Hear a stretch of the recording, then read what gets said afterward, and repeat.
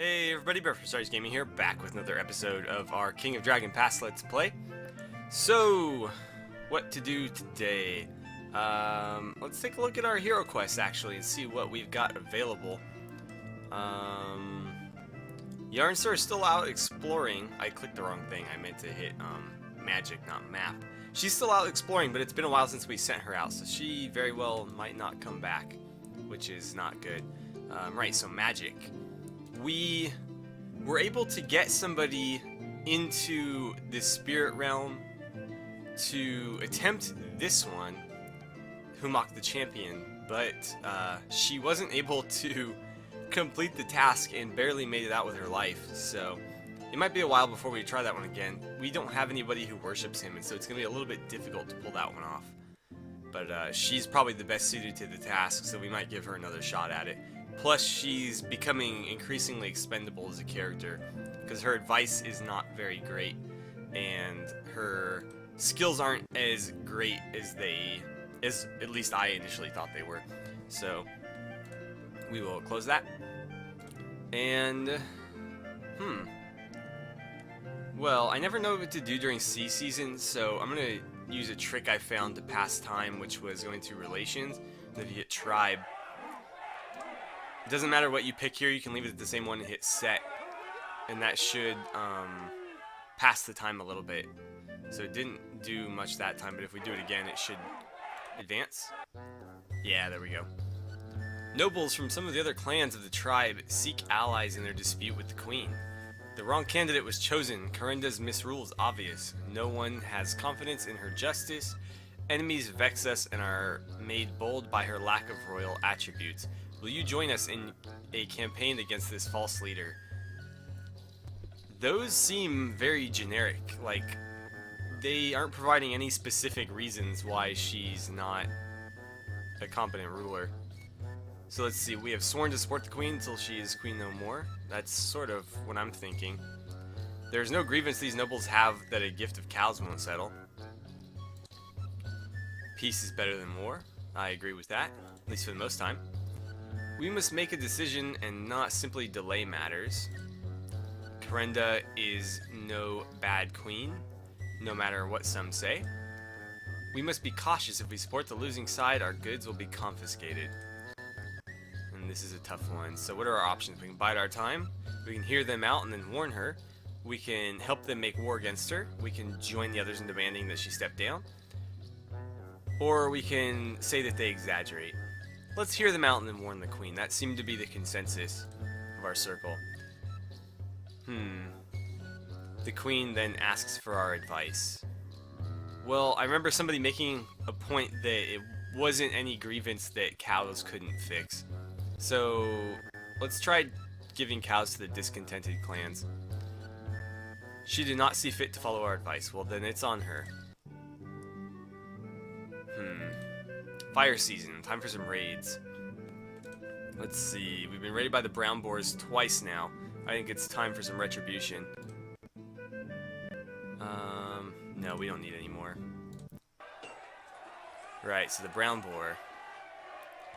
We're gonna send in all 29 of our weapon thanes, 200 of our footmen, and about 40 auxiliaries. And we'll ask the Anzarni for some help, I guess. So they sent 35 warriors to our aid. Our 29 weapon thanes and 200 footmen met 26 of their weapon thanes and 199 of their footmen. Wow. Well, we're gonna use some magic then, and we're gonna, I guess, plunder and maneuver.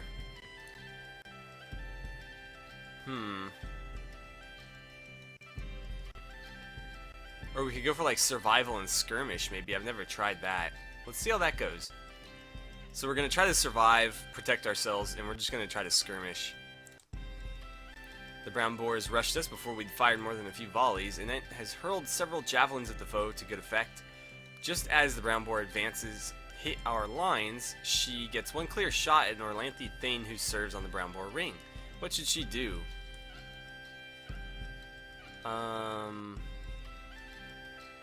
Use your magic to guide the shot. and its magic was strong. The enemy war leader stumbled backwards and collapsed. The brown boars faltered, and we pressed our advantage, but their leader was only slightly wounded and recovered in time to rally their forces. Ah, crap. Sounds like we lost that.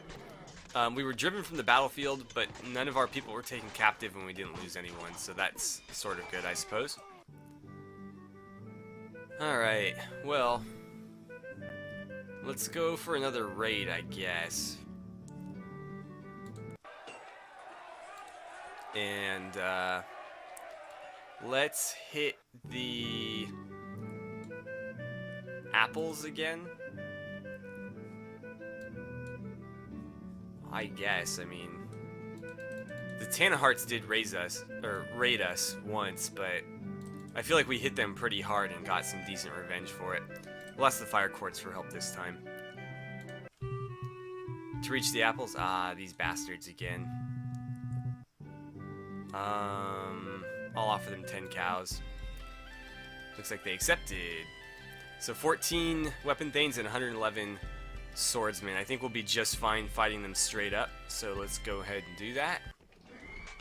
And let's see.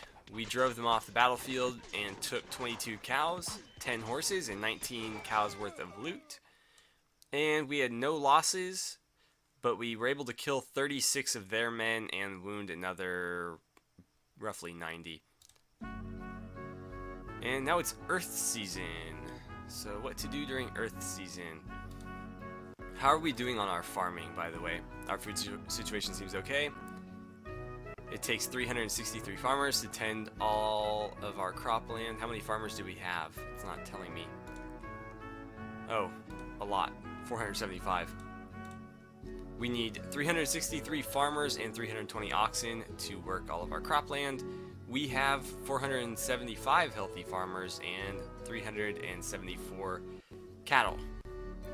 Or oxen, that is. Let's see.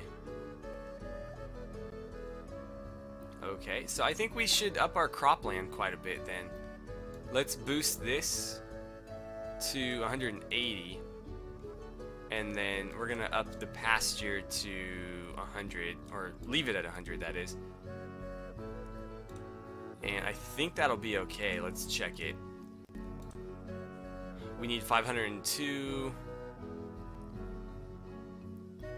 Okay, so we're just slightly over, but that's fine, I think. And let's see, 409, and yeah, so we're good on our pasture still. And that should be enough wildland.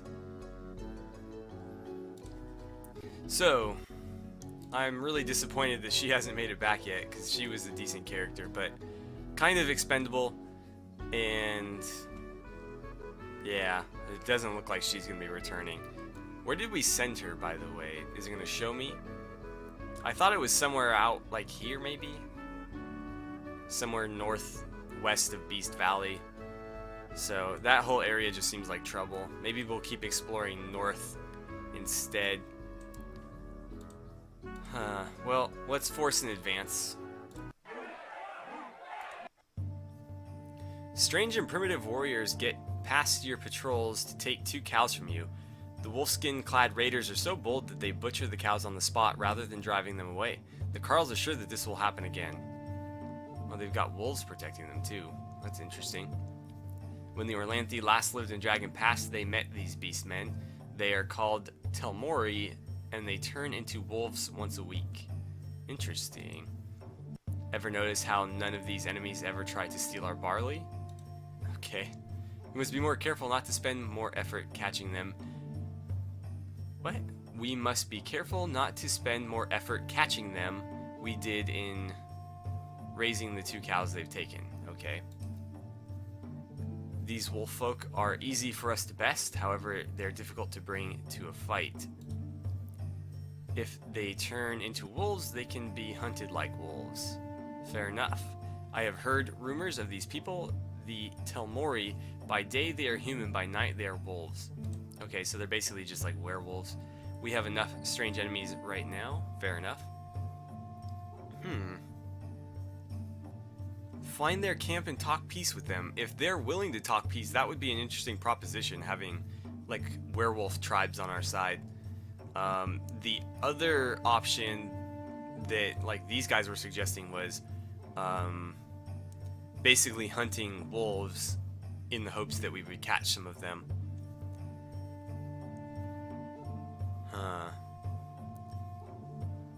Let's find their camp. They refuse to speak with us. Okay. I don't like that you only get one attempt at something sometimes. If they refuse to speak with us, there's no reason why we couldn't have gone back and just burned their camp to the ground. Like, you know, those options aren't necessarily mutually exclusive, but this game definitely treats them as if they were. Alright, so Earth season still. How are we doing here? We've already got a tier 2 shrine to Urox. If we go to anyone else, I think Lancor Mai or Lanth and Ancestors would be the way to go. Can we build this up anymore? No, okay. Ancestors can only go tier 1. That perk isn't particularly useful. Thunderstone wouldn't be bad, and Woad would be good as well. Let's just go ahead and build the Thunderstone Shrine. It's gonna cost me 100, that's fine. The party we sent to explore, yeah, that's what I figured. So, Yarnsor and her party are presumed dead.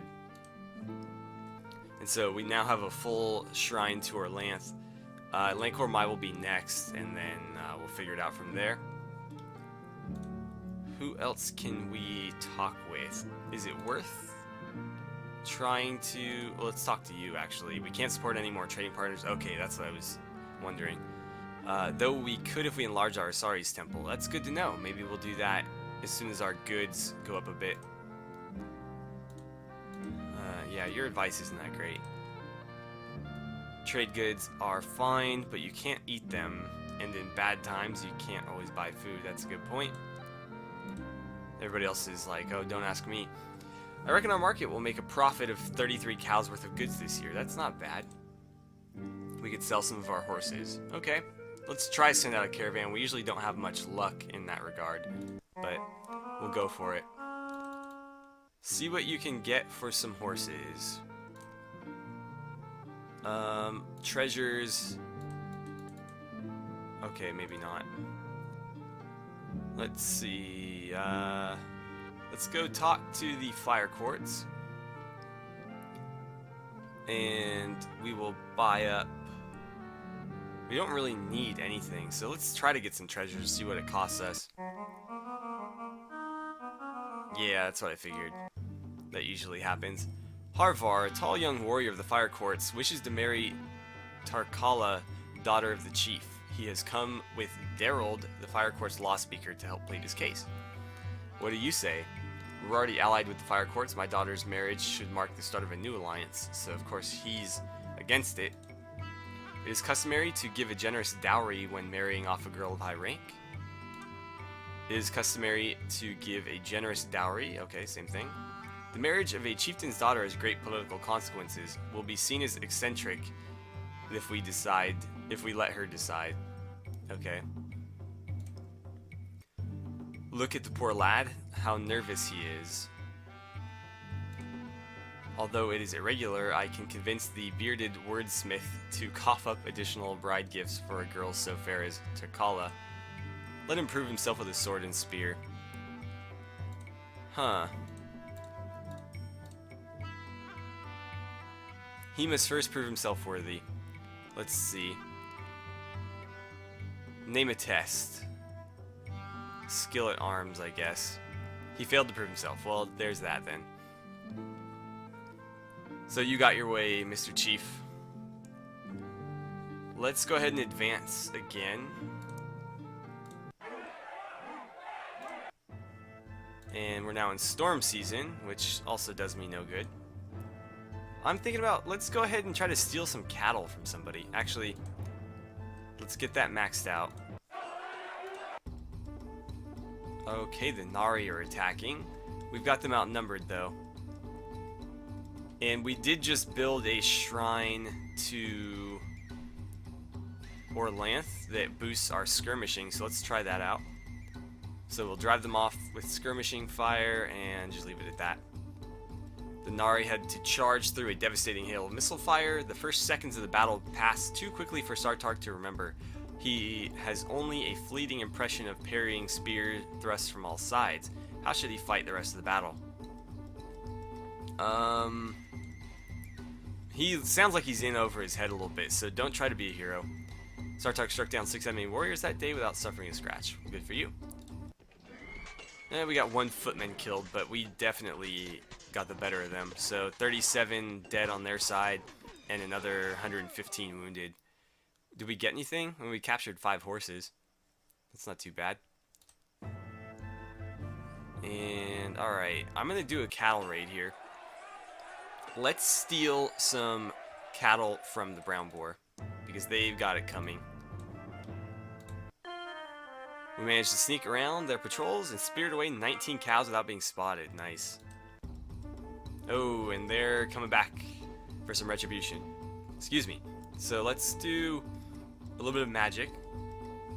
And I mean, the fact that they have us outnumbered worries me a little bit, but we do have more weapon things on our side. We're going to try to drive them off with skirmishing again and see how this goes. Perfect. Better than I could have hoped for, actually. Oh, they burned 4 steads, though. That's not good. Let's see. We drove them off and captured 10 horses in the process. No losses on our side. And let's see, 62 dead and 159 wounded on their side. So pretty good overall. Might be worth coming back at them with so many wounded. Wow, okay. Let's see. We've got them outnumbered, so I think we'll be fine here. Oh, we took some losses there, but we did drive them off. And dealt out small numbers of wounds to them. And so now it's time to reallocate our magic in, let's see, so 1359. Got it.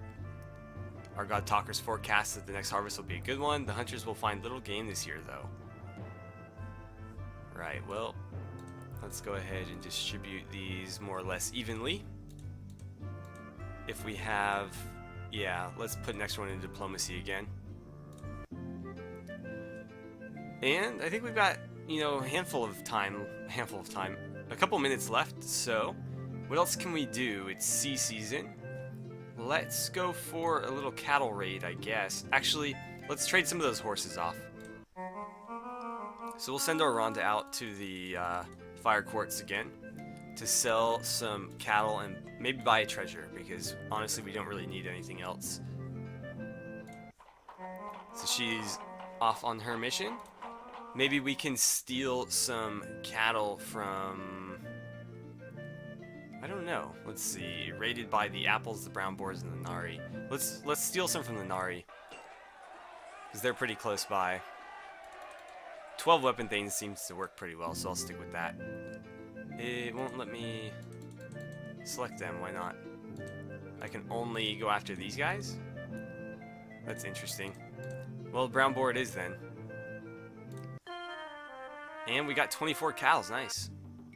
Your trader Aranda arrives in the fire courts Tula. Their clan ring consults and agrees they might be willing to sell the silver tongue if the price is right. They summarize its abilities as an ancient god part that makes it easy to maintain a great temple to Asaris. Well, I'm curious what they're asking for, but I wouldn't mind that. What is my highest offer? How many cows can we part with? I'm gonna say 40 cows. That seems pretty high, but I'm gonna offer that because that keeps us over 1100. Their chief, Brangbane, forbids the trade. Your offer is so low, I think you just came to spy on what treasures we have. Okay, well, I don't know what... Maybe I should have asked her, but, okay, that's all she says.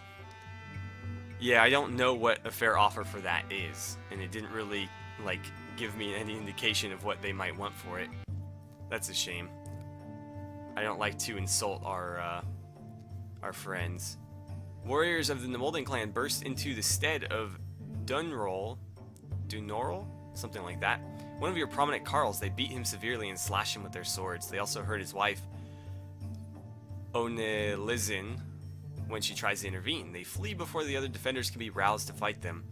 She says that they are taking vengeance on him for beating one of their clanmates after a drunken meeting in the forest lands outside your Tula.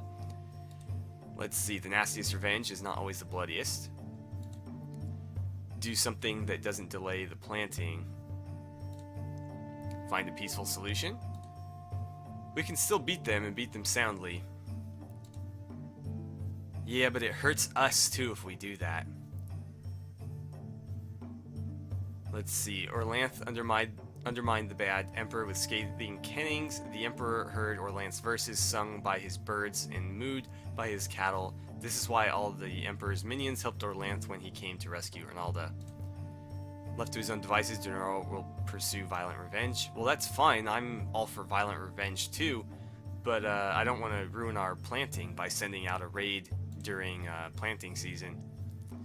The people want to see his attackers pay for what they have done, but most of our choices will harm relations with their clan, which are already bad. I don't care about that, though. I'm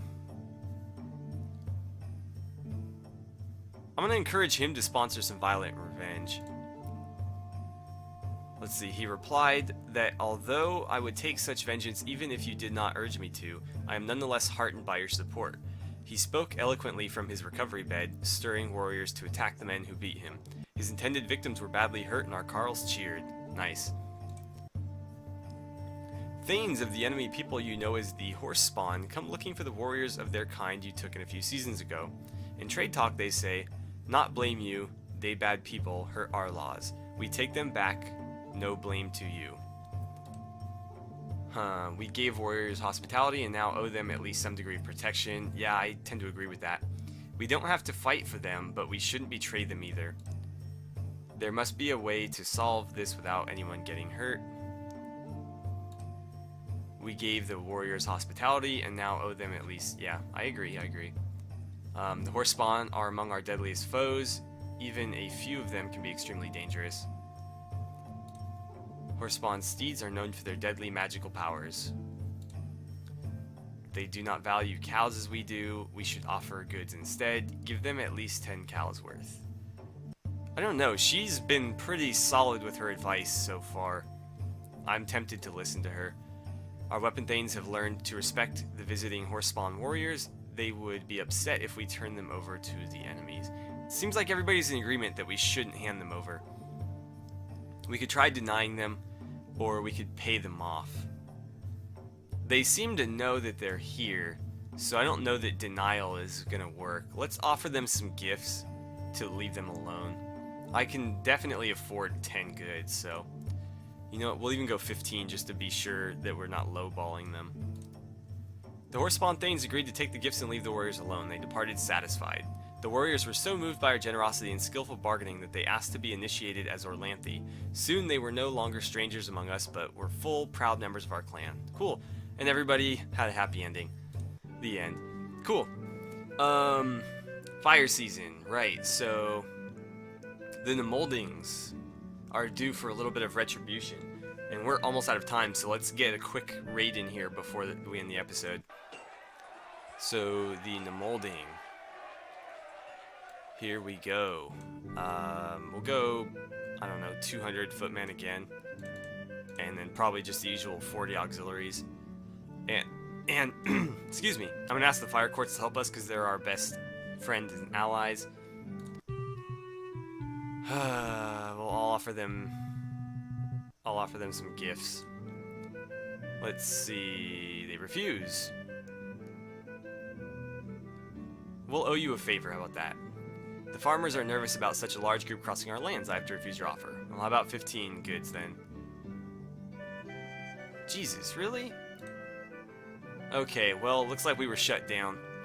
How we lost the weapon thing, I'm not entirely sure. Let's recruit 2 more. And, uh-oh. And they attacked him again. So, we're gonna launch the punitive raid. So we got our raid in anyways. And I'm going to send, yeah, just the usual number, I guess. Let's see how this goes. So, we've got them pretty well outnumbered. Let's go for plunder and outmaneuver, I guess. Actually, burn some steads. And we'll make a sacrifice to Humacht as well. Oh, that didn't go very well for us at all. Their magic dealt us a mighty blow. That's what cost us. They took our auxiliaries as captives as well. That's a shame. We kind of got beat up there. We had them badly outnumbered too. The people lamented the feeble blow we struck against the molding swine. That sucks. What do they want? 165 cows worth of trade goods. Ah, crap. Pay them in cattle. At least we got our people back. And they're attacking me back. Right. So we're going to drive them off with some skirmishing fire as always. And hopefully this is enough to handle it. We do have them outnumbered. The moldings had to charge through withering hail of missile fire. Annette was... Or sorry, she hurled several javelins, blah blah blah. We already read this. Can you... Yeah, use Orlanth's blessing to guide it. And it said that her shot flew true until the molding weapon thing lifted his shield by sheer luck and deflected the missile. Oh my god. Well, we drove them... Oh, we were driven off. I don't understand the combat in this game at all sometimes. They took 9 of our horses. We had 10 deaths, 14 wounds. They had 25 deaths and 64 wounds. So that's the end of that. And we're attacked again. Okay. The horse spawn that we just gave gifts to, right. Let's try to hold him off. The horse spawn had to charge through withering hail of missile fire. The horse spawn are repeatedly smashing into our lines, blah blah blah. Outflank them. That tends to work pretty well for us. Let's see. They cut down many riders. Perfect. So no losses. We drove them off. And let's see. 30 dead, 99 wounded for them. The clans of the tribe are fighting. One faction supports the queen, the other agitates against her. So far, the fights have been mere skirmishes. High-spirited warriors on both sides of the dispute exchange insults. And soon the fists are flying and the swords pulled from their scabbards. No one has been killed yet, but if these incidents continue, a war within the tribe is certain. The rule of law is broken down. The clans are obligated to follow chosen leaders, but argue that they now unchoose the queen. The queen's misrule caused this strife. Did it though? I haven't heard like any one statement as to what she's doing. The rule of law, yeah, it's the same thing he said. Rebels are stronger than the loyalists. That's good to know. We don't have enough cows to engage in diplomacy now. 20 cows to each chieftain is the minimum needed to sway them if we seek to make the rebels love the queen again. Far fewer cows would be needed to mediate both sides of the dispute. The queen's misrule causes strife, yet eloquent words and great generosity can still preserve the throne. I don't know. Let's let both sides duke it out. We don't have any gripes with anyone yet. We'll see who's worth joining later. But yeah, so we're actually out of time for the day. So as always, thank you guys so much for watching. Don't forget to like and subscribe if you enjoyed the video. Please feel free to share my videos however you guys see fit, and I will see you guys back here for the next part of our King of Dragon Pass Let's Play.